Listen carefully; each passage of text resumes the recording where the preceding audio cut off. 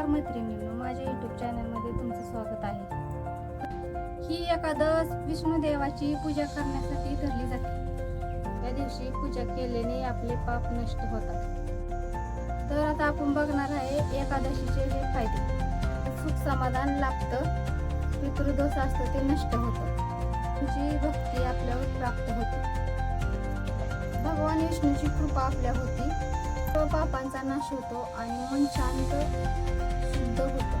उपवास कसा करावा? सकाळी लवकर उठून स्नान करावे, स्वच्छ कपडे घालून या उपवासाचा संकल्प करावा, तुळशीचं पान विष्णुदेवाला अर्पण करावे, दिवसभर उपवास करावा, नामस्मरण करावा, भजन कीर्तन करावे, त्या दिवशी पारण करून उपवास सोडावा।